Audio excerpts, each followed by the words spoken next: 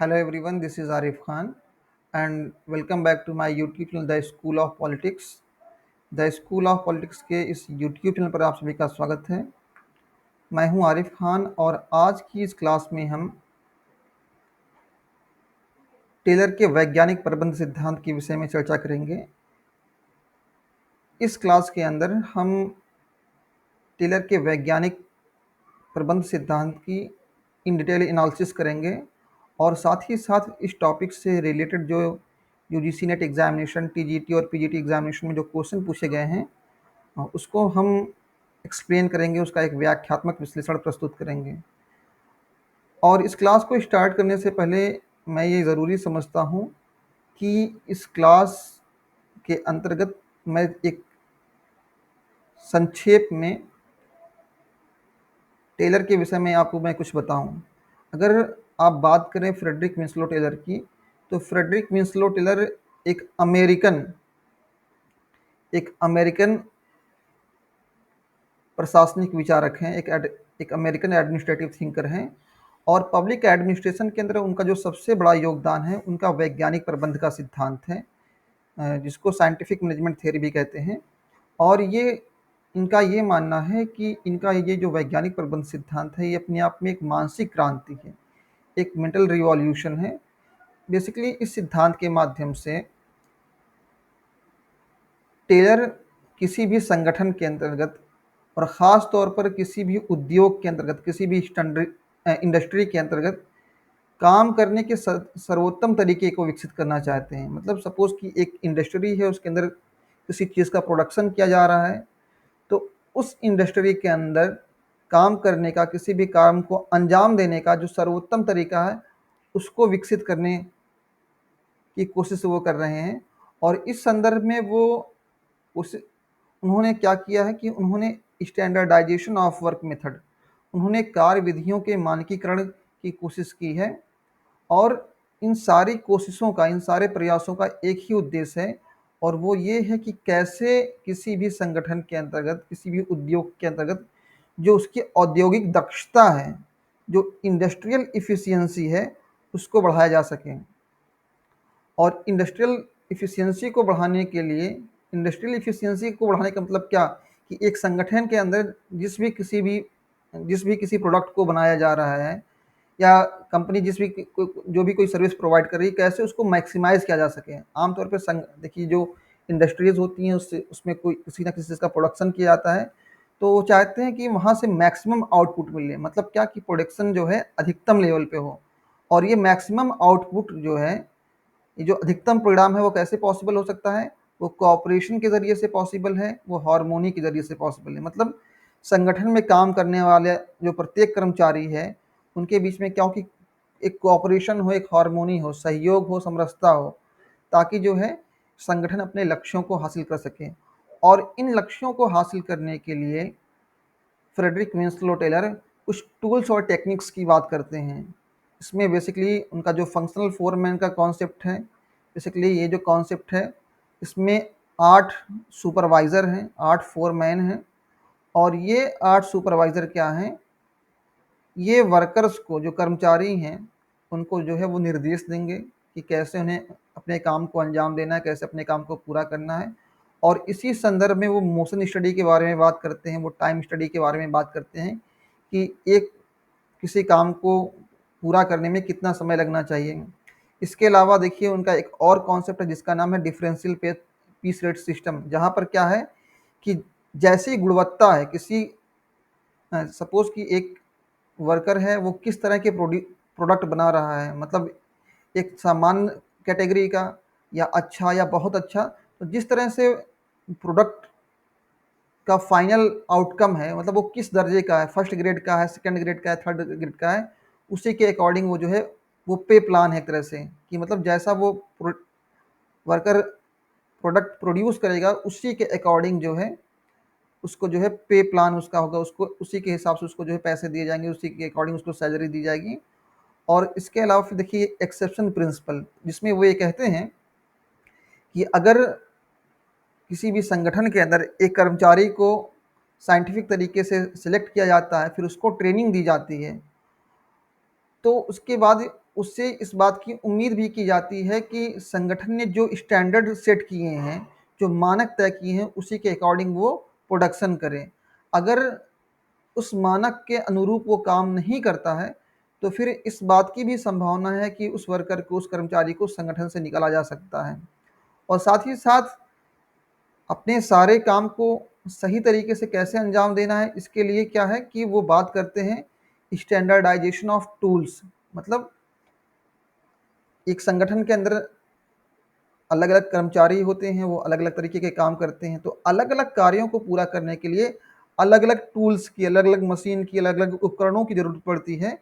तो वो चाहते हैं कि हर एक उपकरण का मानकीकरण कर दिया जाए कि किस काम के लिए कौन सा टूल्स बेहतर होगा। जैसे कि फॉर एग्जांपल, आपको दीवार में अगर कांटे लगानी है तो आप 10 किलो वजन का तो हथौड़ा इस्तेमाल नहीं करेंगे, आप छोटा हथौड़ा इस्तेमाल करेंगे। तो उनका कहने का मतलब ये है टेलर का, कि जैसे जैसी आवश्यकता हो उसी के अकॉर्डिंग आपको जो है टूल्स भी जो है कैरी करने हैं, उनका इस्तेमाल करना है। तो आइए क्वेश्चन के ज़रिए से इन कॉन्सेप्ट को समझते हैं। आप जो पहला क्वेश्चन यहाँ स्क्रीन पे देख रहे हैं, इस क्वेश्चन में आप देखिए यहाँ पूछा जा रहा है कि संगठन का प्रथम सुसंगत सिद्धांत निम्नलिखित में से किसे समझा जाता है? Which among the following is considered as the first coherent theory of organization? यहाँ पे 4 विकल्प आपको दिए गए हैं: human relation theory, scientific management theory, bureaucracy theory, system theory. इसका हिंदी वर्जन यहाँ पे है आपको: मानव संबंध सिद्धांत, वैज्ञानिक प्रबंध सिद्धांत, व्यवस्था सिद्धांत और नौकरशाही सिद्धांत। इस क्वेश्चन में जो आंसर है वो ऑप्शन बी करेक्ट है। लेकिन बी कैसे करेक्ट है, इसको आइए समझते हैं।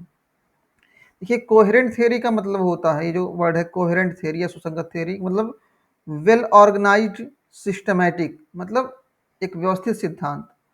और अगर हम संगठन के सिद्धांतों के बारे में बात करें, तो संगठन के अंदर जो सबसे पुराना सिद्धांत है उसका नाम है क्लासिकल थियरी, जिसको हिंदी में हम शास्त्रीय सिद्धांत भी कहते हैं, शास्त्रीय सिद्धांत कहते हैं। और उसको, या फिर आप कह सकते हैं इसको परंपरागत सिद्धांत भी कहते हैं, परंपरागत सिद्धांत, ट्रेडिशनल थ्योरी भी कह सकते हैं इसको। और इस थ्योरी के अंदर, यानी क्लासिकल थ्योरी के अंतर्गत 3 थ्योरीज शामिल हैं। वो कौन कौन सी हैं?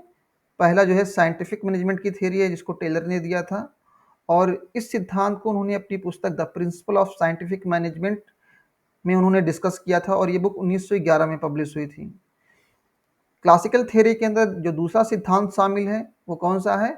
एडमिनिस्ट्रेटिव मैनेजमेंट थ्योरी, प्रशासनिक प्रबंध सिद्धांत, जो कि हेनरी फियोल का है। और इस सिद्धांत को हेनरी फियोल ने अपनी book general and industrial management में विकसित किया था। और ये जो सिद्धांत है, ये जो बुक है 1916 में पब्लिश हुई थी। और तीसरा जो सिद्धांत है क्लासिकल थ्योरी के अंतर्गत, मैंने जैसा कि आपको बताया कि क्लासिकल थ्योरी के अंदर 3 थ्योरीज शामिल हैं, तो तीसरा जो सिद्धांत है वो ब्यूरोक्रेटिक थ्योरी है, जो नौकरशाही सिद्धांत है मैक्स वेबर का। और मैक्स वेबर ने इस अपने नौकरशाही सिद्धांत को अपनी बुक इकोनॉमी एंड सोसाइटी में डिस्कस किया था। तो इस तरह से हम देखते हैं कि संगठन के अंदर, इस तरह हम देखते हैं कि क्लासिकल थ्योरी के अंदर 3 सिद्धांत हैं। कौन कौन से हैं? साइंटिफिक मैनेजमेंट थ्योरी और एडमिनिस्ट्रेटिव मैनेजमेंट थ्योरी और ब्यूरोक्रेटिक थ्योरी, मतलब वैज्ञानिक प्रबंध, प्रशासकीय प्रबंध और नौकरशाही सिद्धांत। और आप इनका कालक्रम देखें 1911, 1916 और 1922। तो यहाँ से अब चीज़ें बिल्कुल क्लियर, स्पष्ट यहाँ से क्लियर हो जाती हैं कि सबसे पहले इसमें जो है, जो फर्स्ट सिस्टमैटिक थ्योरी है वो साइंटिफिक मैनेजमेंट थ्योरी है। और इस सिद्धांत का क्या उद्देश्य है? इस सिद्धांत का बेसिकली यही उद्देश्य है कि कैसे संगठन के अंदर इफ़िशियंसी को लाया जाए। और साथ ही साथ ये जो सिद्धांत है क्लासिकल थ्योरी, ये संगठन की औपचारिक संरचना पर, फॉर्मल स्ट्रक्चर ऑफ ऑर्गेनाइजेशन पे फोकस करता है। मतलब वो बेसिकली संगठन के अंदर काम करने वाले जो वर्कर्स हैं उन पर फोकस नहीं कर रहा है, बल्कि संगठन पे फोकस कर रहा है कि कैसे संगठन को बेहतर बनाया जा सके, कैसे संगठन के अंदर दक्षता लाया जा सके, कैसे संगठन के अंदर जो प्रोडक्ट बनाए जा रहे हैं उसको और उसको जो है इकोनॉमिक बनाया जाए, उसको कैसे और किफ़ायती बनाया जाए। अगले क्वेश्चन के बारे में बात करें, जिसे जून 2025 में पूछा गया है, सॉरी जून 2005 में पूछा गया है। अच्छा देखिए, ये जो क्वेश्चन था, ये वैसे क्वेश्चन रिपीटेड क्वेश्चन है। इसको देखिए 2004 में भी पूछा गया था इस क्वेश्चन को, और 2014 में। तो आप इस बात का ध्यान रखिएगा कि संगठन के अंदर जो पहला व्यवस्थित सिद्धांत है वो साइंटिफिक मैनेजमेंट थ्योरी है, और साइंटिफिक मैनेजमेंट जो थ्योरी है वो क्लासिकल थ्योरी के अंतर्गत आती है, और क्लासिकल थ्योरी के अंदर 3 सिद्धांत हैं: साइंटिफिक मैनेजमेंट, एडमिनिस्ट्रेटिव मैनेजमेंट और ब्यूरोक्रेसी थ्योरी, ब्यूरोक्रेटिक थ्योरी। इन चीज़ों का आप ध्यान दीजिएगा, और इसका आप चाहें तो स्क्रीनशॉट भी ले सकते हैं ताकि चीज़ें आपको याद करने में आसानी हो। अगले क्वेश्चन की बात करें, जिसे जून 2005 में पूछा गया है। इस क्वेश्चन में आपको बेसिकली 2 लिस्ट दी गई है, आपको ये मैच करना है कि किस कॉन्सेप्ट को किस थिंकर ने दिया है। ये तो वैसे आसान क्वेश्चन है, जैसे कि फॉर एग्जांपल अगर हम बात करें वैज्ञानिक प्रबंध सिद्धांत की, तो साइंटिफिक मैनेजमेंट थ्योरी को किसने दिया है? टेलर ने दिया है। मानव संबंध सिद्धांत के बारे में अगर हम बात करें तो इस सिद्धांत को एल्टन मेयो ने विकसित किया है। डिसीजन मेकिंग थ्योरी के बारे में बात करें तो डिसीजन मेकिंग थ्योरी का जो कॉन्सेप्ट है वो उसको किसने दिया है? हर्बर्ट साइमन ने। हर्बर्ट साइमन ने एडमिनिस्ट्रेटिव बिहेवियर नाम की एक बुक लिखी थी 1947 में। ये भी मैं लिख दे रहा हूँ शॉर्ट में, एडमिनिस्ट्रेटिव बिहेवियर। तो इसी बुक में उन्होंने अपने डिसीजन मेकिंग थ्योरी सिद्धांत को विकसित किया है। और यहाँ पे आप देखें, ये जो कम्युनिकेशन थ्योरी है, कम्युनिकेशन थ्योरी तो आप देखिए बहुत ही कॉमन थ्योरी है। आप इसको कम्युनिकेशन थ्योरी को आपको आईआर में भी पढ़ना है, कंपैरेटिव पॉलिटिक्स एंड गवर्नमेंट में भी पढ़ना, और यहाँ पब्लिक एड में भी पढ़ना है। और 1963 में 1963 के अंतर्गत आप देखते हैं कि 1963 के अंदर आप देखते हैं कि कार्ल ड्यूस ने एक बुक लिखी थी जिसका टाइटल है नर्व्स ऑफ गवर्नमेंट, और इसी बुक के अंदर उन्होंने अपनी कम्युनिकेशन थ्योरी को जो है डेवलप किया था। तो यहाँ पे जो कम्युनिकेशन थ्योरी है, ये communication theory basically Karl Deutsch की है। देखिए इसका जो हिंदी वर्जन है, ट्रांसलेशन है, वो कार्ल डाइस करके लिखा हुआ है। ठीक, तो इस तरह इस क्वेश्चन को आपको सॉल्व कर लेना है। ये इजी क्वेश्चन की कैटेगरी में है। यहाँ पे ऑप्शन जो बी है वो करेक्ट हो जाएगा। अगले क्वेश्चन के बारे में हम बात करें तो ये जो क्वेश्चन है, ये क्वेश्चन जून 2006 में पूछा गया था। इस क्वेश्चन में पूछा जा रहा है कि निम्न में से वैज्ञानिक प्रबंध का कौन सा उद्देश्य नहीं है? वैज्ञानिक प्रबंध का उद्देश्य कौन सा नहीं है? Which one of the following is not the objective of scientific management? अब देखिए यहाँ पे 4 आपको विकल्प दिए गए हैं, जहाँ पे बात की जा रही है सबसे पहले अनौपचारिक ग्रुप कार्यविधि, प्रतिदिन कार्य योजना, कार्य विधिक मानक और कार्य स्थितिक मानक।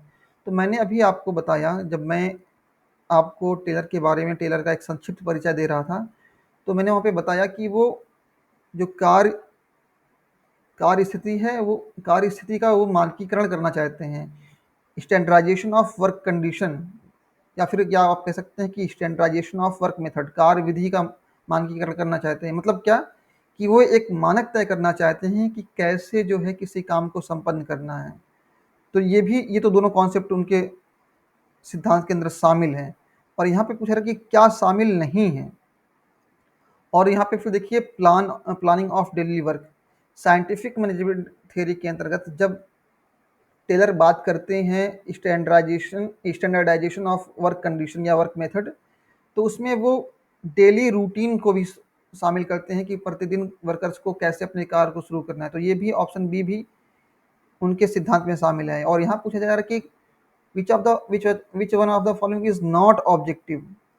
अब देखिए यहाँ पे नॉट, और बेसिकली यहाँ पे बात की जा रही इनफॉर्मल फंक्शनिंग। और मैंने भी आपको क्या बताया कि ये जो सिद्धांत है बेसिकली ये फॉर्मल स्ट्रक्चर पर फोकस करता है। किस पे? औपचारिक संरचना पर, संगठन की औपचारिक संरचना पे ये सिद्धांत फोकस करता है। और यहाँ पे क्या दिया है? अनौपचारिक। अनौपचारिक जो ग्रुप कार्यविधि है, ये एक्चुअली एल्टन मेयो का कॉन्सेप्ट है। ठीक है ना, एल्टन मेयो।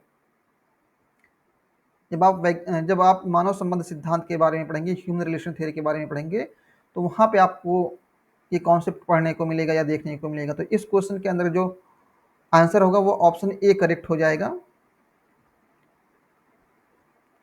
अगले क्वेश्चन की तरफ हम बढ़ते हैं, जिसे दिसंबर 2006 में पूछा गया है।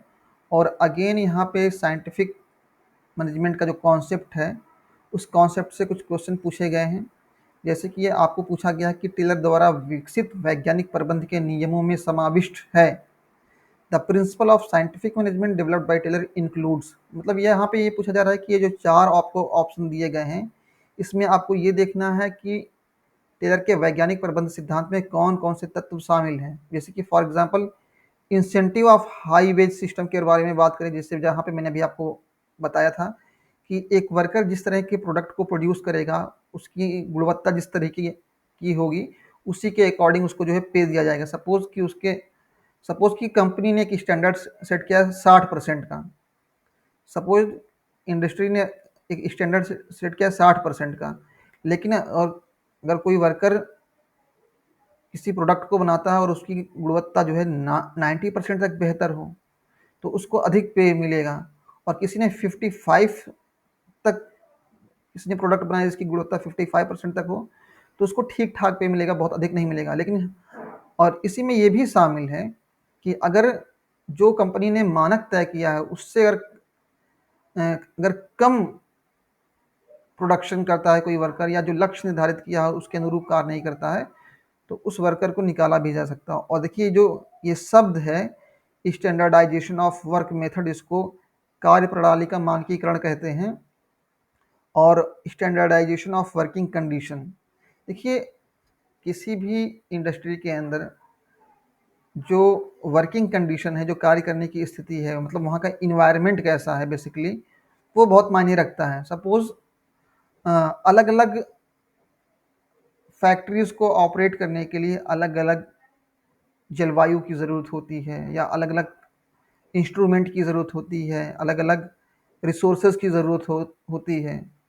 तो संसाधन तय करते हैं कि कौन सी इंडस्ट्री कहाँ पे सक्सेसफुल होगी। तो ये सारी चीज़ें ध्यान में रखनी है कि वर्किंग कंडीशन अनुकूल होनी चाहिए उसके, और जो कार्य प्रणाली है, जो वर्क मेथड है, वो भी जो है अप टू द मार्क होना चाहिए। और ये देखिए ये जो incentive of high wage system है, ये जो एक तरह से पे पेमेंट करने का एक जो तरीका है, या वेतन देने का एक तरीका है, बेसिकली क्या है कि इससे वर्कर्स को मोटिवेशन मिलती है। मतलब वर्कर के लिए एक ऐसा पे ग्रेड सिस्टम लाया गया है कि आप जितना अच्छा सामान बनाएंगे, आपके आपके सामान की आप कंपनी के अंदर जो चीज़ें मैन्युफैक्चर करेंगे, उसकी गुणवत्ता जितनी अच्छी होगी, उसी के अकॉर्डिंग आपको जो है पैसे दिए जाएंगे। और देखिए जो दल भावना का है, यहाँ पे ये जो दल भावना है, इसको स्प्रिट डी कॉर्प्स कहते हैं। तो ये जो दल भावना का सिद्धांत है, एक्चुअली ये हेनरी फ्यूल का कॉन्सेप्ट है। आगे की क्लास में जब हम हेनरी फ्यूल के क्वेश्चन डिस्कस करेंगे, तो वहाँ पे हम आपको बताएंगे कि हेनरी फ्यूल ने संगठन के जो 14 सिद्धांत विकसित किए हैं, 14 प्रिंसिपल को जो उन्होंने विकसित किया है, इन्हीं 14 प्रिंसिपल के अंतर्गत एक सिद्धांत है जिसका नाम है स्प्रिट डी कॉर्प्स, जिसमें वो दल भावना के बारे में बात करते हैं। बेसिकली वो बात करते हैं कि कैसे संगठन के अंदर जो कर्मचारी हैं, वर्कर्स हैं, उनके मनोबल को कैसे जो है बनाए रखा जाए। तो यहाँ पे पहला, दूसरा और चौथा, ये जो 3 ऑप्शन है, मतलब फर्स्ट, सेकंड और फोर्थ, फर्स्ट, सेकंड और फोर्थ, ये ऑप्शन करेक्ट हो जाएगा। यहाँ पे ऑप्शन बी है जो है वो करेक्ट हो जाएगा। तो मतलब यहाँ पे पहला, तीसरा और चौथा ऑप्शन टेलर से संबंधित है, और जो ऑप्शन पहला, दूसरा और चौथा, ये पहला, दूसरा और चौथा ये किससे संबंधित है? ये संबंधित है टेलर से। बाकी ये जो ऑप्शन थर्ड है, ये हेनरी फ्यूल से संबंधित है। अगले क्वेश्चन के बारे में बात करें, जिससे दिसंबर 2006 में पूछा गया है। इस क्वेश्चन के अंतर्गत आपको 4 थिंकर्स के नाम दिए गए हैं, और बेसिकली 2 लिस्ट आपको प्रोवाइड की गई है, 4 कॉन्सेप्ट हैं, और आपको इसको मैच करना है। ये भी इजी क्वेश्चन है, ने भी आप आज देखेंगे जैसे जैसे आप आगे बढ़ेंगे, क्वेश्चन का जो डिफिकल्टी लेवल है वो बढ़ता जाएगा। जैसे कि फॉर एग्जांपल अगर हम बात करें, जो फंक्शनल फोरमैन का कॉन्सेप्ट है, फंक्शनल फोरमैन का जो कॉन्सेप्ट है, उसको किसने दिया है? उसको टेलर ने दिया है। और जो स्केलर स्पैन ऑफ कंट्रोल की बात करें, तो स्पैन ऑफ कंट्रोल जिसको हिंदी में नियंत्रण का क्षेत्र कहते हैं, या नियंत्रण का विस्तार कहते हैं, तो स्पैन ऑफ कंट्रोल का संबंध वी ए ग्रेक्यूनॉस से है। और अगर हम बात करें स्केलर प्रोसेस के बारे में, तो स्केलर प्रोसेस जिसको हिंदी में पद सोपान कहते हैं, देखिए स्केलर प्रोसेस है पद सोपान प्रक्रिया। तो इसका संबंध जेडी अरमोनियो से है। और क्लासिकल थ्योरी के बारे में बात करें, अभी मैंने आपको बताया कि संगठन के, मैंने आपको क्लास के शुरू में ही बताया कि क्लासिकल थ्योरी के अंतर्गत आप 3 थिंकर्स का नाम आता है ना, टेलर का, और फिर जो है हेनरी फेयोल का, और जो है जो ब्यूरोक्रेसी थ्योरी है मैक्स वेबर की। अच्छा, यहाँ पे एक चीज़ और समझने की ज़रूरत है कि जो हेनरी फेयोल हैं उनको फादर ऑफ क्लासिकल थ्योरी कहा जाता है। इस बात का ध्यान रखिएगा, यहाँ से क्वेश्चन पूछा गया है कि who is the father of classical theory in public administration, लोक प्रशासन के अंदर क्लासिकल थ्योरी का फादर किसे कहा जाता है? तो ऑप्शन जो आपका हो जाएगा हेनरी फेयोल। ठीक है, यहाँ पे ऑप्शन ए करेक्ट हो जाएगा इस क्वेश्चन में। अगले क्वेश्चन की बात करें, यहाँ पे अगेन आप देखें, यहाँ पे क्लासिकल थ्योरी मैंने आपको बताया कि classical theory formal structure of organization, जो संगठन की औपचारिक संरचना है उस पर फोकस करता है, संरचना पर फोकस करता है। और एक बात ये भी है कि ये जो क्लासिकल थ्योरी है ये संगठन के स्ट्रक्चर पर फोकस करती है, उसके संरचना पर, इसलिए इसको स्ट्रक्चरल थ्योरी भी कहते हैं। और अगर बात करें मानव संबंध सिद्धांत की, तो ये जो मानव संबंध सिद्धांत है एल्टन मेयो का, बेसिकली इसमें अनौपचारिक संबंधों के बारे में बात की गई है। सिस्टम थ्योरी बेसिकली इन्वायरमेंट पे, जो पर्यावरण है उस पर फोकस करता है। बेसिकली देखिए, सिस्टम थ्योरी की अगर बात करें तो एक तरफ इन्वायरमेंट है और एक तरफ एडमिनिस्ट्रेशन है, ई फॉर इन्वायरमेंट और ए फॉर एडमिनिस्ट्रेशन। तो सिस्टम थ्योरी बेसिकली इसी बात को स्टडी करते हैं कि कैसे एडमिनिस्ट्रेटर, जो एडमिनिस्ट्रेशन है, जो प्रशासन है, कैसे पर्यावरण को प्रभावित करता है, और कैसे पर्यावरण मतलब यानी और भी जो सामाजिक, आर्थिक और राजनीतिक व्यवस्थाएं हैं, कैसे एडमिनिस्ट्रेशन को, यहाँ पर इन्वायरमेंट का मतलब सीधा सा है कि जो समाज के अंदर जो सामाजिक, आर्थिक और राजनीतिक व्यवस्थाएं हैं कैसे वो प्रशासन को प्रभावित करती हैं। और साइंटिफिक मैनेजमेंट का जो कॉन्सेप्ट है, और उसमें देखिए मैंने आपको कई कॉन्सेप्ट्स बताए थे, जैसे कि आपको मैंने यहाँ पे बताया फंक्शनल फोरमैन का concept, motion study, time study, differential piece rate plan, exceptional principle जिसको आप वाद सिद्धांत भी कहते हैं, स्टैंडर्डाइजेशन ऑफ टूल्स, तो ये सारे उसके टूल्स एंड टेक्निक्स हैं साइंटिफिक मैनेजमेंट के। और यहाँ पर आप देखें, ये जो संगठन के 14 सिद्धांत हैं, 14 प्रिंसिपल ऑफ ऑर्गेनाइजेशन है, ये हेनरी फियोल का कॉन्सेप्ट है, इसको ध्यान दीजिएगा। यहाँ से कई बार क्वेश्चन पूछा गया कि संगठन के 14 सिद्धांतों को किसने विकसित, संबंध किससे है या इसको किसने विकसित किया? तो हेनरी फेयोल ने पब्लिक एडमिनिस्ट्रेशन के अंतर्गत लोक प्रशासन के सिद्धांतों को विकसित किया, जिसमें उनके जो 14 सिद्धांत हैं जो वो बहुत इंपॉर्टेंट हैं। और उनकी एक बुक है जिसका टाइटल है जनरल एंड इंडस्ट्रियल मैनेजमेंट, इसी बुक के अंदर उन्होंने संगठन के 14 सिद्धांतों के बारे में बात की है। तो यहाँ पे ऑप्शन डी करेक्ट हो जाएगा। क्यों? क्योंकि ये मिस मैच है, not correct, not correctly matched है। ठीक, मतलब ये सुसंगत नहीं है, ठीक तरीके से इसको मैच नहीं की, ठीक युग्म नहीं है ये। हाँ, अगले क्वेश्चन के बारे में बात करें यहाँ पे, जिसे जून 2009 में पूछा गया है। अगेन आपको कुछ कॉन्सेप्ट और थ्योरीज के नाम दिए गए हैं, और यहाँ पे आपको ये मैच करना है कि किस थ्योरी का कंसर्न क्या है, मतलब किस थ्योरी का संबंध किन अवधारणाओं से, किन कॉन्सेप्ट से है। अब देखिए, साइंटिफिक मैनेजमेंट के बारे में अगर हम बात करें, तो मैंने आपको शुरू में ही बताया कि साइंटिफिक मैनेजमेंट का बेसिकली जो उद्देश्य है कि स्टैंडर्डाइजेशन ऑफ वर्क मेथड, कार्य विधियों का मानकीकरण, मतलब मानक तय करना है, ये तय करना कि जिससे कि आप ये समझ सकें कि किसी काम को करने का जो सर्वोत्तम तरीका है, जो बेस्ट पॉसिबल वे है, वो कौन सा है। ह्यूमन रिलेशन जो थियरी है, जो मानव संबंध सिद्धांत है, वो बेसिकली इस पे फोकस करता है, इनफॉर्मल ग्रुप फंक्शनिंग पे फोकस करता है, अनौपचारिक समूह कारिता पे फोकस करता है। डिसीजन मेकिंग थ्योरी का कॉन्सेप्ट, जैसा कि मैंने अभी आपको बताया कि डिसीजन मेकिंग थ्योरी का जो कॉन्सेप्ट है, जिसके बारे में जो है हर्बर्ट साइमन बात करते हैं अपनी बुक एडमिनिस्ट्रेटिव बिहेवियर में। और डिसीजन मेकिंग प्रक्रिया के अंतर्गत आप क्या करते हैं कि आप विभिन्न विकल्पों में से किसी एक विकल्प का चयन करते हैं, मतलब क्या कि समग्र में से एक विकल्प का आप चयन करते हैं डिसीजन मेकिंग थियरी में। और क्लासिकल थियरी की अगर बात करें, तो क्लासिकल थियरी का बेसिकली यही पर्पज है कि संगठन के अंदर सिद्धांतों को विकसित किया जाए। देखिए, अगर आप थोड़ा सा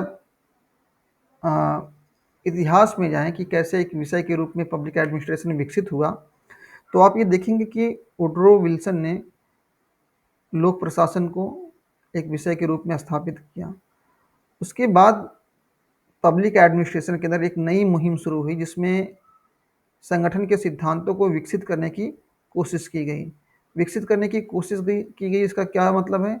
इसका सीधा-सा मतलब ये है कि संगठन के अंतर्गत जो है सिद्धांतों का विकास किया जाए। उन सिद्धांतों को, उन नियमों को विकसित किया जाए जिसके माध्यम से एक संगठन संचालित होता है।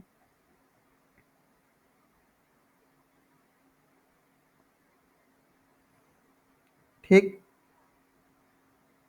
इस क्वेश्चन में ऑप्शन ए करेक्ट हो जाएगा। अगले क्वेश्चन के बारे में अगर हम बात करें, इसे जून 2010 में पूछा गया है और यहाँ पे देखिए पूछा जा रहा है, एफ.डब्ल्यू. टेलर की वैज्ञानिक प्रबंध की अवधारणा की आलोचना किसके द्वारा की गई है?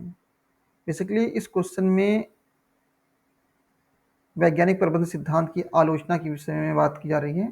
तो देखिए, वैसे तो कई थिंकर्स हैं जिन्होंने अलग-अलग आधार पर वैज्ञानिक प्रबंध सिद्धांत की आलोचना की है, लेकिन वैज्ञानिक प्रबंध की आलोचना मुख्य रूप से जो मानव संबंध सिद्धांत है, जो ह्यूमन रिलेशन थ्योरी है, जिसमें आप एल्टन मेयो का नाम सुनते हैं। एल्टन मेयो एल्टन मेयो ने मानव संबंध सिद्धांत को विकसित किया था। और देखिए, इस सिद्धांत को क्रिटिसाइज करने का, इस सिद्धांत की आलोचना करने का मेन जो उद्देश्य, जो मेन पर्पज है वो ये है। देखिए, अभी मैंने आपको क्या बताया कि ये जो सिद्धांत है वो डिफरेंशियल पीस रेट सिस्टम पर आधारित है। मतलब जिस गुणवत्ता का कोई प्रोडक्ट एक वर्कर प्रोड्यूस करेगा, जैसे उसकी गुणवत्ता होगी उसी के अकॉर्डिंग उसको पे प्लान दिया जाएगा, उसी के हिसाब से उसको सैलरी दी जाएगी, उसी के हिसाब से उसको जो उसकी जो तनख्वाह है या मजदूरी दी जाएगी। तो कहने का मतलब ये क्या है कि इस संगठन के अंतर्गत खास तौर पे क्या हो रहा है कि इकोनॉमिक फैक्टर्स को ज़्यादा इंपॉर्टेंस दी जा रही है। और ये जो सिद्धांत है, वैज्ञानिक प्रबंध का सिद्धांत है, ये इकोनॉमिक मैन की अवधारणा पर बेस्ड है। मतलब क्या है कि मनुष्य को जो भी मोटिवेशन मिलता है काम करने के दौरान, कैसे मिलता है? आर्थिक कारणों से, यानी पैसे के माध्यम से, धन के माध्यम से उसको इंस्पिरेशन मिलती है। लेकिन आप देखें, एक व्यक्ति को काम करने के दौरान सिर्फ पैसे से ही जो है मोटिवेशन नहीं मिलती है। जब लोग उसकी तारीफ़ करते हैं या बड़े स्तर पर जब उसको रिकॉग्निशन मिलती है, अभी रिसेंटली आप देखिए जो 12th फेल मूवी आई थी, या अभी शाहरुख खान की जो जवान मूवी आई थी, उसमें देखिए आपको राष्ट्रीय पुरस्कार दिया गया है। तो इकोनॉमिक फैक्टर तो एक अलग यहाँ अपनी बात है, लेकिन क्या है कि अब देखिए, जब बड़े स्तर पर किसी भी एक्टर को या किसी भी वर्कर को अपने कार्य के लिए पहचान मिलती है, तब भी उसको जो है प्रेरणा मिलती है, इंस्पिरेशन मिलती है। ये कोई ज़रूरी नहीं कि सिर्फ़ और सिर्फ़ पैसे से ही एक इंसान को इंस्पिरेशन मिलती हो। कहने का मतलब ये है कि एक इंसान को प्रेरणा देने के लिए सिर्फ़ और सिर्फ़ पैसा काफ़ी नहीं है, बल्कि जो सामाजिक और मनोवैज्ञानिक फैक्टर्स हैं, जो सोशल और साइकोलॉजिकल फैक्टर्स हैं, वो भी बहुत इम्पोर्टेंट रोल प्ले करते हैं किसी भी इंसान को जो है अपने कार्य के प्रति प्रेरित होने के लिए। तो ये इस संगठन की सबसे बड़ी जो कमी है कि इस संगठन के अंतर्गत जो मानवीय तत्व है, जो ह्यूमन एलिमेंट है, उसकी उपेक्षा की गई। इसमें सिर्फ यही कहा गया कि आप जो है एक वर्कर को जो है सिर्फ और सिर्फ पैसे के माध्यम से, इंसेंटिव्स के ज़रिए से आप उसको मोटिवेट कर सकते हैं। अगेन देखिए, ये भी ईज़ी क्वेश्चन है। जैसे कि फॉर एग्ज़ाम्पल आप देखिए यहाँ पे वैज्ञानिक प्रबंध सिद्धांत। अब देखिए, ये तो ईज़ी है, आप इसको अटेम्प्ट कर लीजिएगा। जैसे कि आप देखिए, वैज्ञानिक प्रबंध की बात करें तो सिंपली साइंटिफिक मैनेजमेंट और हर्बर्ट साइमन की बात करें तो decision making theory. Elton Mayo के बारे में बात करें तो एल्टन मेयो बेसिकली जाने जाते हैं अपने हॉथॉर्न स्टडीज़ के लिए। अच्छा देखिए, एक बात समझने की ज़रूरत है कि हॉथॉर्न स्टडी के ज़रिए से ही ह्यूमन रिलेशन जो थियरी है एल्टन मेयो की जो ह्यूमन रिलेशन थियरी है, वो कैसे विकसित हुई है? एल्टन मेयो ने हॉथॉर्न एक्सपेरिमेंट किए थे और उसी एक्सपेरिमेंट के माध्यम से फिर क्या है कि ये सिद्धांत विकसित हुआ। और डिसीजन मेकिंग थे। और आप देखें फ्रेडरिक्स की बात करें तो वो इकोलॉजिकल अप्रोच के बारे में बात करते हैं। लोक प्रशासन के अंदर जो पारिस्थितिक उपागम है, इकोलॉजिकल अप्रोच है, उसको किसने विकसित किया है? फ्रेडरिक्स ने। तो इजी क्वेश्चन था, यहाँ पे ऑप्शन ए करेक्ट हो जाएगा इसमें भी। ये क्वेश्चन जो है अप टू द मार्क है। और आप देखें ये क्वेश्चन, इस क्वेश्चन को तो मैं टफ क्वेश्चन की कैटेगरी में रखूंगा। इसके पीछे वजह ये है कि आप देखें, अभी मैंने आपको बताया था जब मैं बात कर रहा था फंक्शनल फोरमैन के कॉन्सेप्ट के बारे में। ये जो फंक्शनल फोरमैन का कॉन्सेप्ट है, इसको समझने की ज़रूरत है। और इस कॉन्सेप्ट को समझे बगैर आप जो है इस क्वेश्चन को अटेम्प्ट नहीं कर सकते हैं। एक्चुअली देखिए, जो फंक्शनल फोरमैन का कॉन्सेप्ट है, फंक्शनल फोरमैन बेसिकली क्या है कि वो सुपरवाइजर हैं। फंक्शनल फोरमैन क्या है कि वो सुपरवाइजर हैं। और फंक्शनल फोरमैन की जो अवधारणा है, इसके अंतर्गत 8 सुपरवाइजर हैं जो एक वर्कर को, एक कर्मचारी को जो है वो क्या करेंगे, वो गाइड करेंगे, उसको सुपरवाइज करेंगे। और बेसिकली ये जो कॉन्सेप्ट है फंक्शनल फोरमैनशिप का, इस कॉन्सेप्ट के ज़रिए से टेलर क्या करना चाहते हैं? टेलर का जो मेन उद्देश्य है वो ये है कि प्लानिंग को, मतलब संगठन के अंदर जो प्लान बनाने की, जो प्लानिंग का काम है, जो प्लान बनाना है, प्लान बनाने की प्रक्रिया को, उस प्लान को लागू करने की जो प्रक्रिया है, जो उसको एग्जीक्यूट करना है, उससे अलग किया जा सके। और इसको अलग करने से फिर क्या होगा कि संगठन के अंदर इफ़िशियंसी आएगी, जो वर्कर्स हैं उनके अंदर स्पेशलाइजेशन आएगा। और इसीलिए जो है आप देखें संगठन के अंतर्गत क्या है कि जो उनका फंक्शनल फोरमैन का कॉन्सेप्ट है, इसमें आप देखें 8 सुपरवाइज़र हैं। इसमें 4 सुपरवाइज़र जो है बैठ करके क्या है, प्लानिंग रूम के अंदर वो प्लानिंग करेंगे। इसमें आप देखें order of work and root clerk, दूसरा इंस्ट्रक्शन कार्ड क्लर्क, तीसरा टाइम एंड कॉस्ट क्लर्क और सब डिसिप्लिनरियन। देखिए ये 4 जो सुपरवाइज़र हैं, ये 4 सुपरवाइज़र क्या करेंगे, ये 4 सुपरवाइज़र मिल करके प्लानिंग रूम के अंदर प्लान बनाएंगे। और इसके बाद फिर ये जो 4 सुपरवाइज़र हैं, वो इनका नाम है gang boss, speed boss, inspector और रिपेयर बॉस। ये जो 4 सुपरवाइज़र हैं, ये उस प्लान को क्या करेंगे, ये उस प्लान को इम्प्लीमेंट करेंगे। देखिए, तो सबसे पहले ये समझने की ज़रूरत है कि संगठन के अंतर्गत ये फंक्शनल फोरमैन का जो कॉन्सेप्ट है, ये कैसे आया और इसके पीछे क्या इतिहास है। तो आपने हेनरी फ्योल का एक कॉन्सेप्ट है unity of command. Henry Fayol का एक कॉन्सेप्ट है unity of command. Unity of command यानी आदेश की एकता का जो सिद्धांत है। तो आदेश की एकता के सिद्धांत के अंतर्गत हेनरी फ्योल ये कहते हैं कि किसी भी संगठन के अंतर्गत एक व्यक्ति को, सिर्फ एक व्यक्ति ही, एक कर्मचारी को सिर्फ एक ही प्रबंधक आदेश देगा, एक कर्मचारी को एक ही व्यक्ति आदेश देगा और वो कर्मचारी उसी व्यक्ति को रिपोर्ट करेगा। मतलब आदेश की एकता का सीधा सा मतलब ये है कि एक व्यक्ति को, एक कर्मचारी को एक ही आदमी आदेश देगा और फिर वो उसी आदमी को रिपोर्ट करेगा। मतलब ये नहीं है कि एक ही व्यक्ति को एक ही समय में 2 अलग-अलग लोग आदेश देंगे और फिर वो क्या कि फिर वो 2 अलग-अलग लोगों को रिपोर्ट करेगा। लेकिन टेलर ने ये कहा कि आज के समय में जो प्रशासनिक जो काम है, उनकी कॉम्प्लेक्सिटी बहुत बढ़ गई है। आप देखें एक ही संगठन के अंतर्गत जो है अलग-अलग एक्सपर्ट की ज़रूरत होती है। सपोज़ कि आप मान लीजिए पुलिस डिपार्टमेंट को ही ले लीजिए। तो आप देखें जैसे कि आज के समय में प्रशासन कितना कानून और व्यवस्था को बनाए रखना कितना जटिल हो गया है। सपोज़ कि अगर अपराध जो है, अपराध का जो नेचर है वो कैसा है? अपराध का नेचर अगर जो है उसमें साइंस एंड टेक्नोलॉजी का इस्तेमाल किया गया, उसमें आर्टिफिशियल इंटेलिजेंस का इस्तेमाल किया गया हो या कंप्यूटर का और किसी तकनीक का इस्तेमाल किया गया हो, तो उसके लिए फिर क्या कि साइबर एक्सपर्ट को बुलाया जाएगा। या सपोज़ कि मान लीजिए उसमें कुछ केमिकल वेपन्स का इस्तेमाल करके या कुछ रासायनिक पदार्थ का इस्तेमाल करके जो है या किसी की हत्या या मर्डर की गई हो, तो फिर आप फॉरेंसिक टीम को लाना पड़ेगा।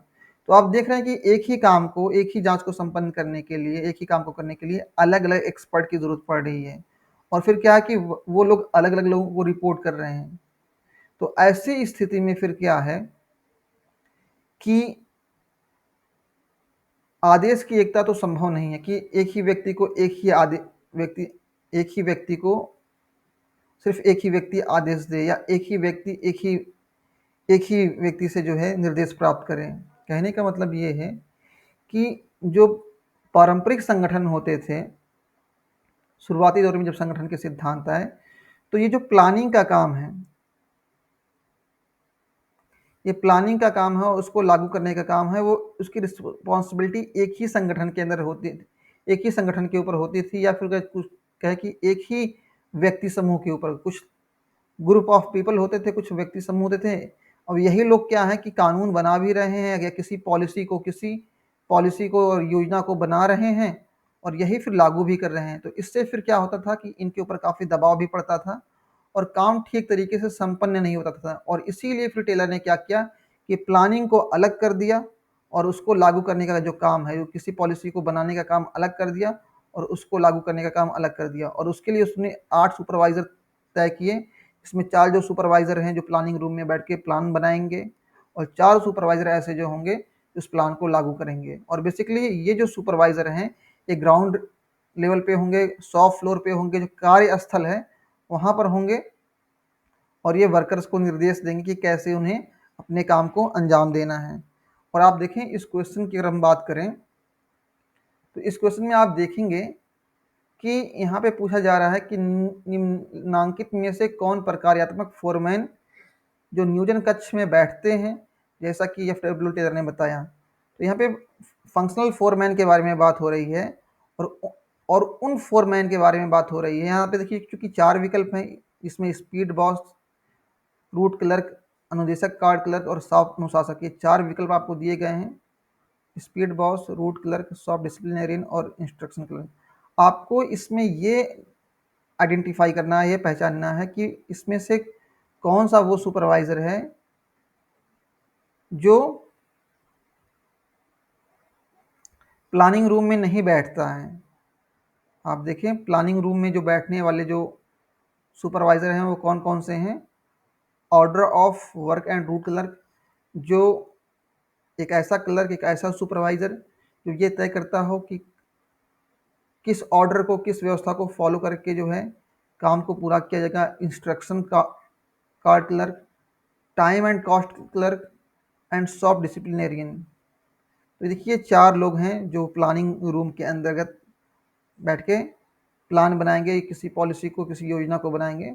और यहाँ इस विकल्प में, इस क्वेश्चन के अंदर अगर आप देखें, तो इस क्वेश्चन में देखिए यहाँ पे रूट क्लर्क, शॉप डिसिप्लिनरियन और इंस्ट्रक्शन कार्ड क्लर्क, ये तो तीनों शामिल हैं यहाँ पे। आप यहाँ क्लियरली देख सकते हैं। रूट क्लर्क आपने यहाँ से ले लिया, देखिए रूट क्लर्क, शॉप डिसिप्लिनरियन यहाँ से ले लिया, टाइम एंड कास्ट क्लर्क। और यहाँ पे इस विकल्प में आप जो देखेंगे, यहाँ पे जो स्पीड बॉस है, तो स्पीड बॉस जो है यहाँ पे है। स्पीड बॉस का काम क्या है? इसका तो काम है कि उसको लागू करना, उसको इम्प्लीमेंट करना। और यहाँ पे ये जो 4 क्लर्क हैं, देखिए बेसिकली ये 4 क्लर्क हैं, इस gang boss, speed boss, inspector और रिपेयर बॉस। देखिए मैं आपको बहुत ज़्यादा चीज़ों को मिक्सअप नहीं करना चाहता हूँ। मैं ये बताना चाहता हूँ आपको कि ये 8 सुपरवाइज़र हैं, आपको इनके नाम याद करने पड़ेंगे आपको, अगर इस तरह का क्वेश्चन आता है। और आगे आया भी है, 2023 में भी यहाँ से क्वेश्चन आया हुआ है। आपको क्या करना है, आपको इन 4 जो सुपरवाइज़र हैं इनका नाम याद करना है, और ये भी याद करना है कि कौन सा सुपरवाइज़र किस कैटेगरी से बिलोंग करता है। कैटेगरी का मतलब यह है कि वो प्लानिंग वाले सेक्शन में आता है, या जो है एग्जीक्यूशन, वो लागू करने वाले सेक्शन में आता है। अगर आपने ये 2 चीज़ें याद कर रखी हैं कि कौन सा सुपरवाइज़र किस कैटेगरी में आता है, उसका काम क्या है। और दूसरी चीज़ ये कि ये जो कॉन्सेप्ट है इसका उद्देश्य क्या है। बेसिकली इस कॉन्सेप्ट का बेसिकली यही उद्देश्य कि कैसे जो है प्लानिंग के काम को एग्जीक्यूशन से, मतलब योजना बनाने के काम को योजना लागू करने से अलग किया जा सके, और कैसे संगठन के अंदर कर्मचारियों के अंदर स्पेशलाइजेशन को विकसित किया जाए। कैसे उनके अंदर विशिष्टीकरण को जो है विकसित किया जाए। तो यहाँ जो ऑप्शन ए है वो करेक्ट हो जाएगा। क्यों करेक्ट हो जाएगा? क्योंकि जो स्पीड बॉस है इसका संबंध एग्जीक्यूशन से है। स्पीड बॉस का जो संबंध है वो एग्जीक्यूशन से है, वो पॉलिसीज को, प्रोग्राम्स को लागू करता है, ना कि उनको बनाता है। और बाकी ये जो रूट क्लर्क हैं, सॉफ्ट डिसिप्लिनेरियन और इंस्ट्रक्शन कार्ड क्लर्क, ये क्या करते हैं? ये पॉलिसीज को क्या करते हैं कि ये बनाते हैं। अगले क्वेश्चन के बारे में बात करें, अगेन ये इजी क्वेश्चन है। जैसे कि फॉर एग्जांपल आप देखिए, मैंने अभी इंसेंटिव सिस्टम के बारे में बताया कि किस तरह से ये जो इंसेंटिव सिस्टम है, प्रोत्साहन प्रणाली, मतलब परफॉर्मेंस के अकॉर्डिंग जो है पे प्लान देने की बात करते हैं टेलर। चेस्टर बर्नार्ड के बारे में अगर हम बात करें तो चेस्टर बर्नार्ड जाने जाते हैं जोन ऑफ एक्सेप्टेंस के लिए। वो एक ऐसे आदेश के बारे में बात करते हैं, जब आप चेस्टर बर्नार्ड के बारे में पढ़ेंगे, जो उनका अथॉरिटी का जो कॉन्सेप्ट है, जब आप उसको पढ़ेंगे तो वहाँ आपको एक चीज़ देखने को मिलेगी कि जहाँ पे वो बात करते हैं जोन ऑफ एक्सेप्टेंस के बारे में, एक ऐसे आदेश के बारे में जिसको कर्मचारियों के द्वारा स्वेच्छा से मान लिया जाए। और हेनरी फ्योल का संबंध पद सोपान से है। और ये जो डिससेटिस्फायर के बारे में अगर बात करें, असंतोषकारी, ये फ्रेडरिक हर्जबर्ग का कॉन्सेप्ट है। जब आप फ्रेडरिक हर्जबर्ग के मोटिवेशन थ्योरी को पढ़ेंगे तो वहाँ आपको डिससेटिस्फायर का कॉन्सेप्ट पढ़ने को मिलेगा। इस क्वेश्चन में ऑप्शन जो डी है वो करेक्ट हो जाएगा। कैसे? हमने ए को मैच किया 4 से और डी को मैच किया हमने सेकंड से। अगले क्वेश्चन के बारे में बात करें, अब देखिए पूछा जा रहा है कि टेलर की मानसिक क्रांति की अवधारणा, टेलर की मानसिक क्रांति की अवधारणा पक्षधर है किसकी? सहकारिता, सामंजस्य और सीमित उत्पादन। अब देखिए यहाँ पे कई चीज़ें दी गई हैं, 4 विकल्प दिए गए हैं आपको।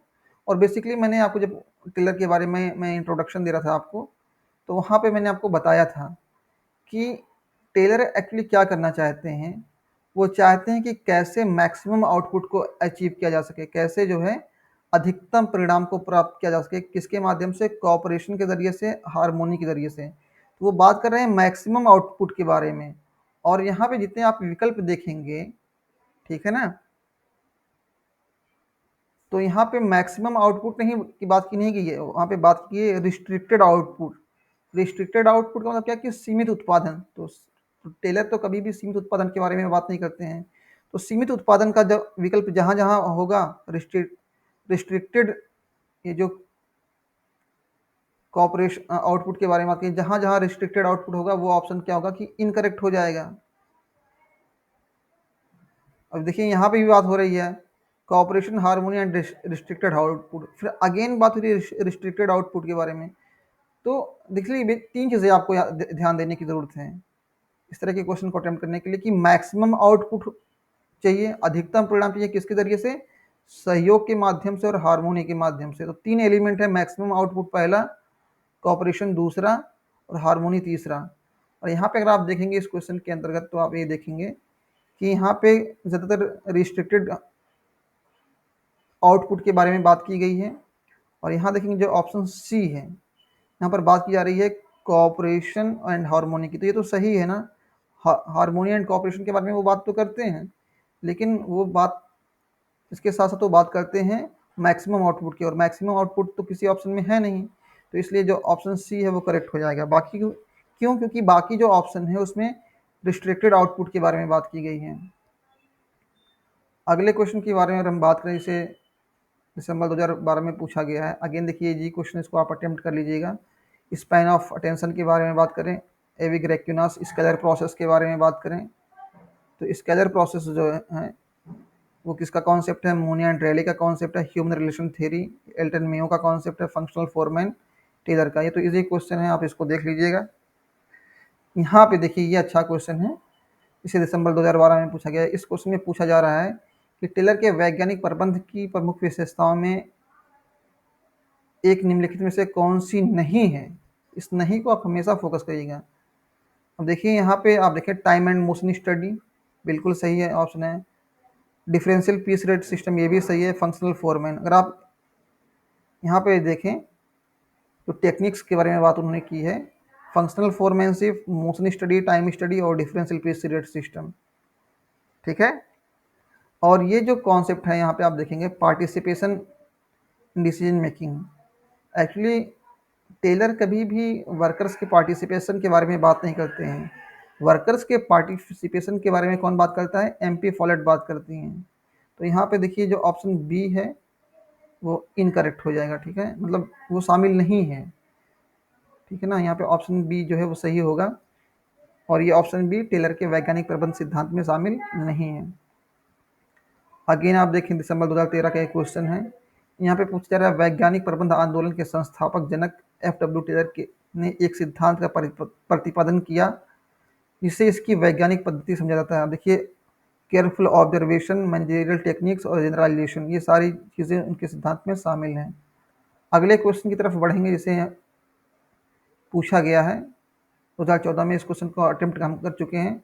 उस फर्स्ट सिस्टमैटिक थ्योरी है, प्रथम सुसंगत सिद्धांत है, वो वैज्ञानिक प्रबंध है। अगले क्वेश्चन के बारे में बात करें, वैज्ञानिक प्रबंध का पूछा जा रहा है वैज्ञानिक प्रबंधन में वन बेस्ट वे का अर्थ। वन बेस्ट वे का मतलब क्या कि स्टैंडर्डाइजेशन ऑफ वर्क मेथड। मैंने आपको शुरू में ही बताया कि ये जो कॉन्सेप्ट है स्टैंडर्डाइजेशन ऑफ वर्क मेथड, कार्य विधियों का मानकीकरण, इसका क्या मतलब है कि एक ऐसे तरीके को विकसित करना, किसी भी संगठन के अंदर काम करने के सर्वोत्तम तरीके को विकसित करना। ठीक है, स्टैंडर्ड वन बेस्ट वे का मतलब क्या है? Standardisation of work method. Again आप देखें यहाँ पे पूछा जा रहा है which one of the following was not supported by Taylor in his scientific management. तो अपने साइंटिफिक मैनेजमेंट सिद्धांत के अंदर टेलर ने किसका समर्थन किया? इकोनॉमिक मैन का समर्थन किया। स्टैंडर्डाइजेशन ऑफ टूल्स, जो औजारों का मानकीकरण है, आप यहाँ देख सकते हैं लास्ट में आप देखेंगे स्टैंडर्डाइजेशन ऑफ टूल्स, सभी उपकरणों का मानकीकरण, मतलब किस काम के लिए कौन सा टूल इस्तेमाल करना है वो भी ये तय करते हैं। फंक्शनल फोरमैनशिप, देखिए इफिशियंसी वैल्यूएशन एक्सपर्ट नहीं है, वो तो फंक्शनल फोरमैन के बारे में बात करते हैं ना। इसमें वो 8 एक्सपर्ट, जो 8 फोरमैन हैं, इफिशियंसी वैल्यूएशन एक्सपर्ट इसमें नहीं है। ठीक है, तो यहाँ पे ऑप्शन जो पहला है वो करेक्ट हो जाएगा। ठीक है, इसका ध्यान दीजिएगा।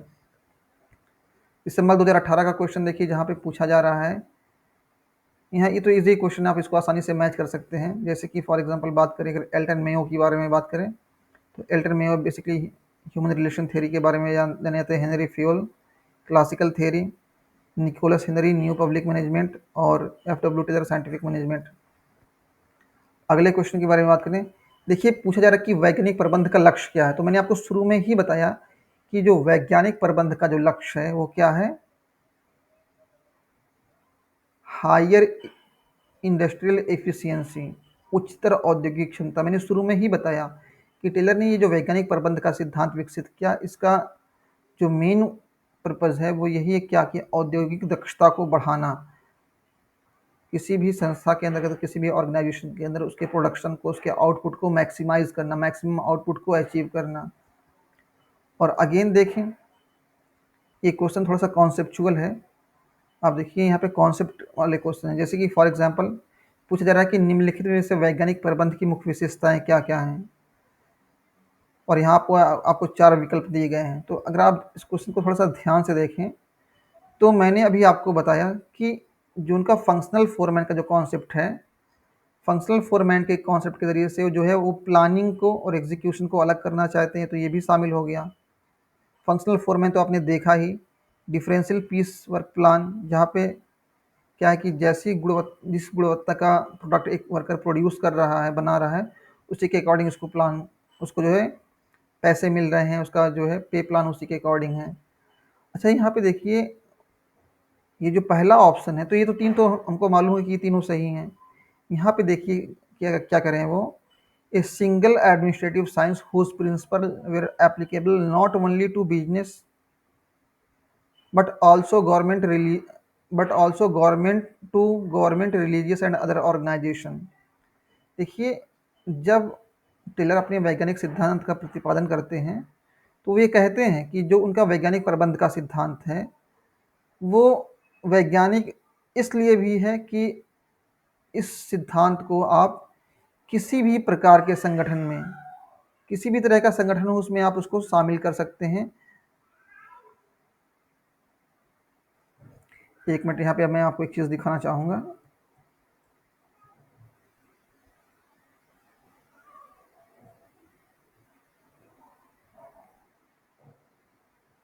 अगर वैज्ञानिक प्रबंध सिद्धांत के बारे में बात करें तो टेलर अपने वैज्ञानिक प्रबंध सिद्धांत के अंतर्गत अपने सिद्धांतों की उपयोगिता के बारे में बात करते हैं।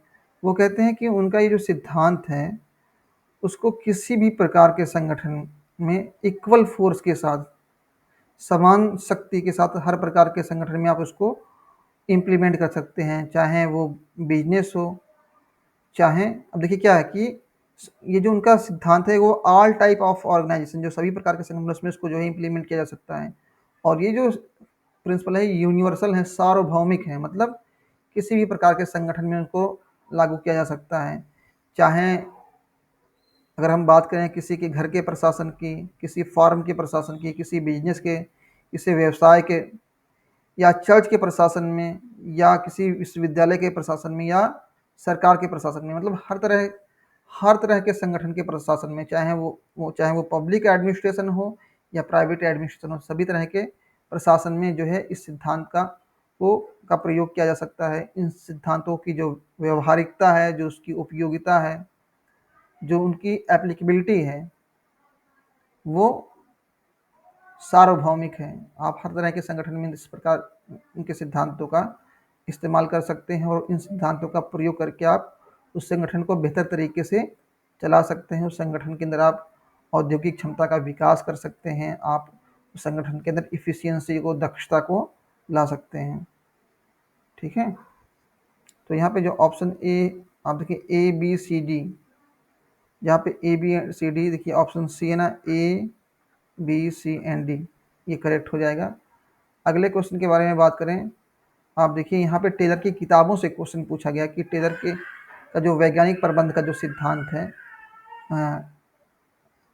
सॉरी, टेलर ने जो किताबें लिखी हैं उनके जो मौलिक कार्य हैं, सेमिनल वर्क के बारे में बात की जाए तो टेलर ने जो किताबें लिखी हैं, टेलर की किताबों के बारे में बात करें तो उन्होंने, देखिए एग्ज़ाम के पॉइंट ऑफ व्यू से 4 किताबें हैं जो बहुत ही इंपॉर्टेंट हैं, जो किताबें टेलर ने लिखी हैं। और उन किताबों में जो सबसे इम्पोर्टेंट बुक है the principles of scientific management, वो सबसे इम्पोर्टेंट बुक है। हालांकि और भी किताबें हैं।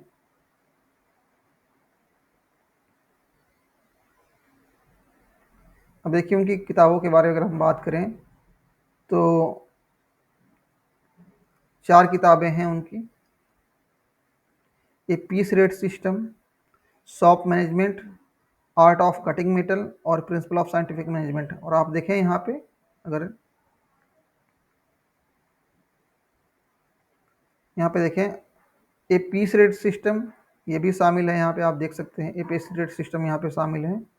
ए piece rate system, on the art of cutting metals, कैसे धातुओं को काटा जाए उसके बारे में वो बात करते हैं, आर्ट ऑफ कटिंग मेटल। और प्रिंसिपल ऑफ साइंटिफिक मैनेजमेंट आप देखें यहाँ पे,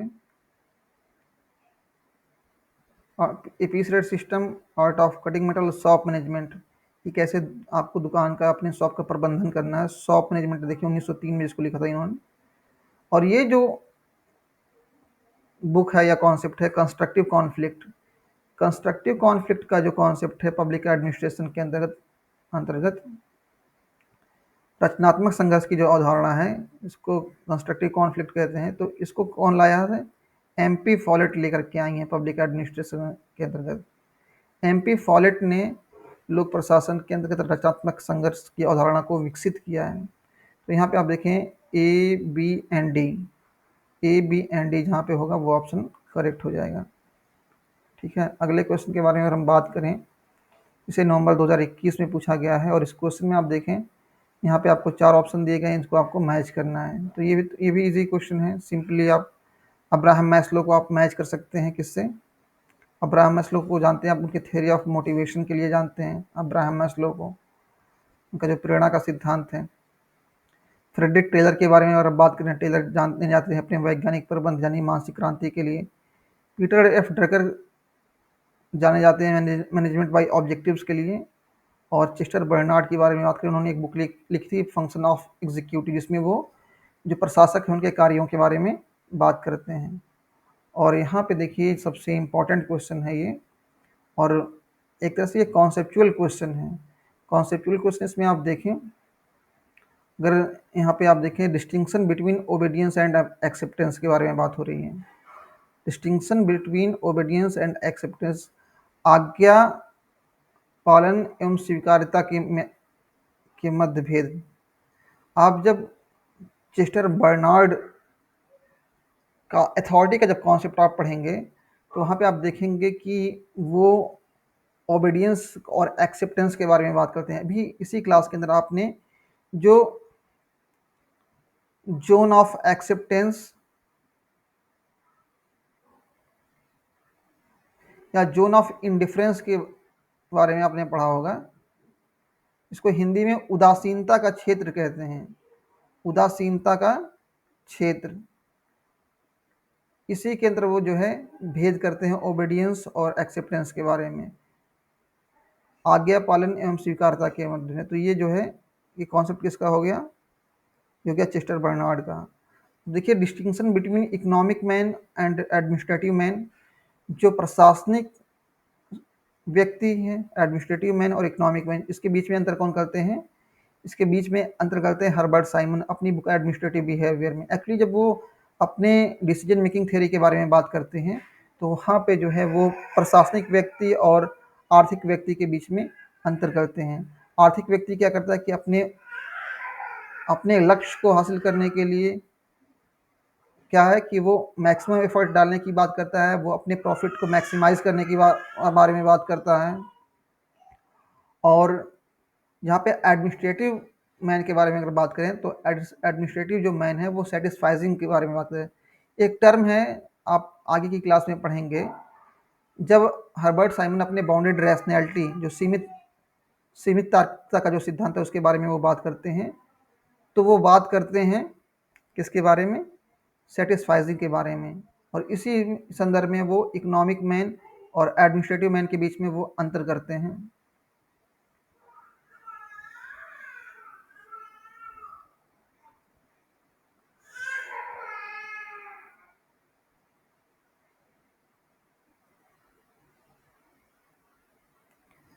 फिर आप देखें करिज्मेटिक लीडर और लीगल, देखिए जो ऑप्शन 3 के बारे में बात करें, distinction between charismatic leader and legal rational authority, करिश्माई एवं विधिक तार्किक पराधिकार के मध्य विभेद। मतलब आप देखें, अगर आपने मैक्स वेबर के बारे में पढ़ा होगा, और मैक्स वेबर का जो अथॉरिटी का जो कॉन्सेप्ट है उसके बारे में आपने पढ़ा होगा, तो अपने अथॉरिटी के कॉन्सेप्ट के अंतर्गत प्राधिकार का जो उनका सिद्धांत है उसके अंतर्गत वो 3 तरह की अथॉरिटी के बारे में बात करते हैं, ट्रेडिशनल यानी पारंपरिक, और उसके बाद ट्रेडिशनल, और फिर उसके बाद कैरिज्मेटिक जो करिश्माई सत्ता होती है, और तीसरी वो बात करते हैं लीगल एंड रेशनल के बारे में। तो अपने नौकरशाही सिद्धांत के अंतर्गत जब अथॉरिटी के कॉन्सेप्ट को, जब प्राधिकार के कॉन्सेप्ट को मैक्स वेबर डिस्कस करते हैं तो उसी संदर्भ में फिर वो बात करते हैं करिज्मेटिक लीडर और लीगल रेशनल अथॉरिटी के बीच में। और देखिए distinction between principles of mechanics, इसको ध्यान देने की जरूरत है। प्रबंध के सिद्धांतों में तंत्र के मध्य, प्रबंध के सिद्धांत एवं तंत्र के मध्य विभेद। देखिए प्रशासन के सिद्धांत एक अलग बात है, जैसे कि फॉर एग्जांपल टेलर ने अपने वैज्ञानिक प्रबंध के सिद्धांत को विकसित किया, लेकिन साथ ही साथ में क्या है कि उन सिद्धांतों को इम्प्लीमेंट कैसे करना है। देखिए principles of mechanics of management, distinction between principles and mechanics of management. यहाँ पे जो शब्दावली आप देख रहे हैं, यहाँ हिंदी में आप देखें, सॉरी इंग्लिश वर्जन जो है मैकेनिक्स ऑफ मैनेजमेंट, तो मैकेनिक्स ऑफ मैनेजमेंट का सीधा सा मतलब ये कि जो टूल्स और टेक्निक्स उन्होंने विकसित किए हैं उन्हीं के बारे में। ये जो टूल्स और टेक्निक्स है जिसमें आप टाइम एंड मोशन स्टडी के बारे में, कि उसमें कितना समय लगेगा, क्या उसमें क्या गति हो, जो गति का अध्ययन है, मोशन का अध्ययन है, समय का अध्ययन है, जो उनका फंक्शनल फोरम का सिद्धांत है, आप यहाँ देख सकते हैं। ये उन्होंने टूल्स एंड टेक्निक्स बताई हैं। संगठन के सिद्धांत, देखिए संगठन के सिद्धांत तो बेसिकली क्या है, अगर टेलर के बारे में बात करें कि आपको बेस्ट पॉसिबल वे, जो सर्वोत्तम तरीका है, वन बेस्ट वे है किसी काम को करने का, उसको फाइंड आउट करना है। लेकिन उसको लागू करने के लिए कौन कौन से टूल एंड टेक्निक्स हैं, उसके उसके बारे में वो बात करते हैं। तो सिद्धांतों के बीच में और जो मैकेनिक्स ऑफ मैनेजमेंट है, जो टूल एंड टेक्निक्स है, उसमें उसके बीच में कौन फर्क करता है? टेलर। इसको ध्यान देने की ज़रूरत है। हाँ, तो सिंपली हमने अगर आप देखें इस क्वेश्चन के अंतर्गत, अगर आप देखें, हमने ए को मैच कर दिया सेकंड से, राइट, ए को हमने सेकंड से मैच कर दिया, और बी को हमने मैच किया किससे? बी को मैच किया हमने फर्स्ट से। तो यहाँ पे ऑप्शन ये जो थर्ड है वो आपका करेक्ट हो जाएगा। सी को हमने फोर्थ से मैच कर दिया है, सी को फोर्थ से, और डी को हमने मैच किया थर्ड से। ऑप्शन जो सी है वो करेक्ट हो जाएगा। ये कॉन्सेप्चुअल क्वेश्चन है, और इसी संदर्भ में आप देखें जो उनका वैज्ञानिक प्रबंध का जो सिद्धांत है उसमें क्या चीज़ें शामिल नहीं। अगेन देखिए वही बात हो रही है कि, और ये रिपीटेड क्वेश्चन देखिए, सीमित उत्पादन और सहयोग। तो सीमित उत्पादन के बारे में तो बात करती है नहीं, वो तो अधिकतम उत्पादन के बारे में बात करते हैं। सहयोग, सामंजस्य और सीमित उत्पादन, ये भी नहीं है। सामंजस्य और सहयोग ये तो रिपीटेड क्वेश्चन है, और ये देखिए यहाँ पे ऑप्शन जो थर्ड है वो करेक्ट हो जाएगा। और देखिए यहाँ पे जून 2023 में जो क्वेश्चन पूछा गया है, जून 2023 में फिर से जो है फंक्शनल फोरमैन के कॉन्सेप्ट के बारे में पूछा गया है। और मैंने आपको बताया था कि फंक्शनल फोरमैन का जो कॉन्सेप्ट है, जिसके अंतर्गत टेलर क्या है, वो ये चाहते हैं कि एक संगठन के अंतर्गत जो प्लानिंग के काम को, मतलब किसी पॉलिसी को बनाने के लिए जो प्लानिंग करनी है और उसको जो इम्प्लीमेंट करना है, तो प्लान बनाने के लिए अलग व्यक्ति होंगे और उसको लागू करने के लिए जो है अलग व्यक्ति होंगे, और वो दो ग्रुप्स में डिवाइड कर देते हैं। देखिए 8 जो फोरमैन हैं, 8 में से 4 जो है वो प्लान को क्या करेंगे, वो प्लान को बनाएंगे, और 4 उसको क्या करेंगे, उस प्लान को क्या करेंगे, वो एग्जीक्यूट करेंगे। उसको क्या करेंगे, एग्जीक्यूट करेंगे, उसको वो लागू करेंगे। अब ये जो उनके नाम दिए गए हों उन्हीं को आपको याद करना है। कि मैंने आपको शुरू में ही बताया कि जो फंक्शनल फोरमैन का जो कॉन्सेप्ट है, बेसिकली इस कॉन्सेप्ट का यही उद्देश्य है कि संगठन के अंदर प्लानिंग का जो काम है और जो उसको लागू करने का जो काम है उसको अलग किया जाए। एक ही व्यक्ति समूह के ऊपर सारे कामों की जिम्मेदारी ना हो। प्लानिंग बनाने वाले लोग अलग होंगे, वो अलग फोरमैन होंगे, और जो उसको लागू करने के लिए जो लोग हैं वो अलग होंगे। और यहाँ पे देखिए, यहाँ पे बात की जा रही है इस क्वेश्चन के अंदर बात की जा रही है शॉप फ्लोर के बारे में। जो कार्यस्थल पे जो लोग होंगे, जो ग्राउंड पे होंगे, जो वर्कर्स को इंस्ट्रक्शन दे रहे होंगे कि कैसे जो है अपने काम को पूरा करना है। तो देखिए उसमें 4 लोग हैं, इस gang boss, speed boss, repair boss. यहाँ पे गैंग बॉस तो नहीं है, नाम नहीं शामिल है। Speed boss, repair boss, inspection foreman, ये जिसको इंस्पेक्टर भी कहते हैं। और देखिए time clerk and root clerk, ये तो इसमें शामिल नहीं होगा। देखिए यहाँ पे अगर आप देखें 4 जो सुपरवाइजर हैं, gang boss, speed boss, inspector और रिपेयर बॉस। तो हमने यहाँ से इंस्पेक्टर को ले लिया, गैंग बॉस वहाँ पे नहीं है, स्पीड बॉस और रिपेयर बॉस है। स्पीड बॉस यहाँ पे आप देखिए, यहाँ पे स्पीड बॉस, रिपेयर बॉस और इंस्पेक्टर या इंस्पेक्शन फोरमैन। तो ए, बी और ई, जो 3 विकल्प हैं ए, बी एंड ए, जिसमें ऑप्शन थर्ड जो है इसमें करेक्ट हो जाएगा। ये जो रूट क्लर्क हैं और जो टाइम क्लर्क हैं, ये प्लान बनाते हैं। क्या करते हैं, ये प्लान बनाते हैं, ना कि प्लान को लागू करते हैं। इनका काम प्लान बनाना है, ना कि लागू करना है। आप देखिए यहाँ पे जो एक शब्द का इस्तेमाल किया जा रहा है, शॉप फ्लोर, यानी जो कार्यस्थल है उस पर जाकर के जो है उस काम को अंजाम देना। और इसका उद्देश्य ही यही है कि कैसे संगठन के अंदर स्पेशलाइजेशन को विकसित किया जा सके, कैसे कार्य विशेषीकरण को विकसित किया जा सके, और अंततः जो है सब का पॉलिसी को बनाने को का जो काम है और जो उसको लागू करने का काम है उसको अलग किया जा सके। अगेन देखिए जून 2023 में एक क्वेश्चन पूछा गया था कि मासिक क्रांति की अवधारणा किससे संबंधित है, या मासिक क्रांति की जो अवधारणा किसने प्रस्तुत की थी, टेलर ने। तो इजी क्वेश्चन है। Which among the following thinkers propose the concept of mental revolution. तो मेंटल रिवॉल्यूशन का कॉन्सेप्ट जो है टेलर ने विकसित किया था। और ये भी देखिए इजी क्वेश्चन है, अब मैं अपने लेवल पे इसको मैच कर लिया। साइंटिफिक मैनेजमेंट के लिए जाने जाते हैं टेलर। और न्यू, यहाँ पे देखिए लिंकिंग पिन जो मॉडल है ये किससे संबंधित है? रेनेसां लिकर्ट से। एलिनेशन का जो कॉन्सेप्ट है अलगाव का, वो मार्क्स से है। और न्यू पब्लिक एडमिनिस्ट्रेशन में आप शामिल कर सकते हैं राइट वाल्डो को। तो इस तरह से आपने देखा कि हमने सारे क्वेश्चन को अटेम्प्ट कर लिया जो टेलर से संबंधित थे। आगे की क्लास में हम हेनरी फेयोल और फिर हर्बर्ट साइमन को कवर करेंगे। तो बस आज के लिए इतना ही। Thank you so much.